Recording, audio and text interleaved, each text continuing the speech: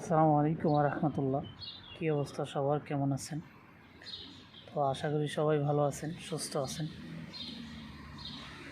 আসলে কথা বললে তো অনেক কথাই বলা যায়, কিন্তু আজকে সংক্ষেপে কিছু কথা বলতে আসলাম আর কি। অনেকেই নক দিতেছে যে ভাই কীভাবে আসবো, ভালো একটা এজেন্সি খুঁজে দেন, অথবা আপনি আমাদেরকে নেন, বা আপনি লোক নেন কি না আমাকে অফার করে। এরকম অনেক আছে, অনেক ভাইরা আছে যারা ইউরোপে আসলে আসতে চান আর কি। তো তাদের জন্য কিছু কথা। আসলে দেখেন, ইউরোপে আসাটা যতটা ইজি বর্তমানে, এখানে এসে মুখামুখি আপনি ইউরোপটা ফেস করা তার চেয়ে অনেক বেশি কঠিন। আমরা আসলে মনে করতেছি অনেকে এখন যে ইউরোপে আসাটাই হচ্ছে বুঝি মেন টার্গেটটা যে কী, তো সেটা তখন বুঝবেন যখন আপনি এখানে আইসা পৌঁছায় যাবেন। দেখেন, এখানে আসতে গেলে খুবই চিন্তা ভাবনা করে আসবে। আমরা আসলে ফোনে, ভিডিওতে বা ছবিতে যা দেখি, বাস্তবতা আসলে তেমন না। বাস্তবতা আসলে খুবই কঠিন। এখানে আসার পরে সেটা আপনি হাড়ে হাড়ে টের পাবেন। কয়েকদিন আগে একটা পোস্ট করছিলাম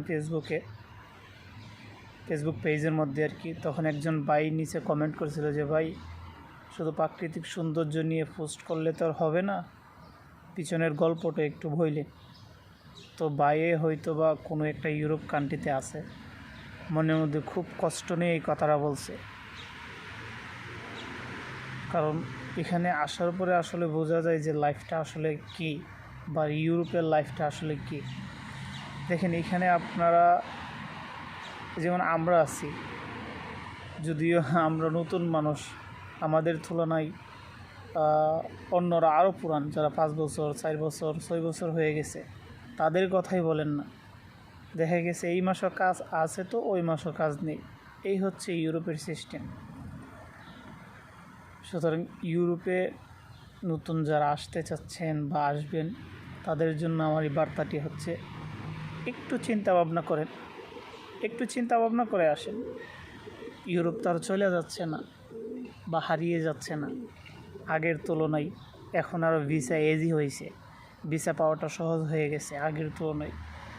সো আসতে তো পারবেন, আজকে না হয় কালকে আসবেন, অথবা পরশু আসবেন, বা 1 বছর লাগবে, 2 বছর লাগবে, আসতে পারবেন ইনশাআল্লাহ।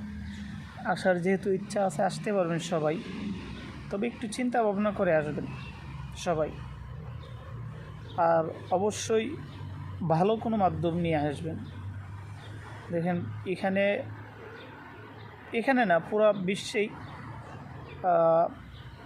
ভালো মানুষের তুলনায় খারাপ মানুষের সংখ্যাটা একটু বেশি।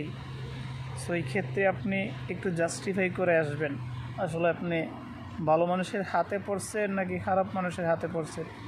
এই জিনিসটা একটু চিন্তা ভাবনা করবেন। সবার কাছে আমার এইটা অনুরোধ থাকবে আর কি। সো যে বাইরে আসলে ইউরোপ নিয়ে অনেক কিছু জানতে চান, তাদের জন্য আমার রেকমেন্ড থাকবে, অবশ্যই ভিডিও নিচে কমেন্ট করবেন, এবং আপনাদের কমেন্টটি অনুসারে আমি আমার ভিডিও দেওয়ার চেষ্টা করবো ইনশাআল্লাহ। তো সবাই ভালো থাকবেন, সুস্থ থাকবেন। আল্লাহ হাফেজ।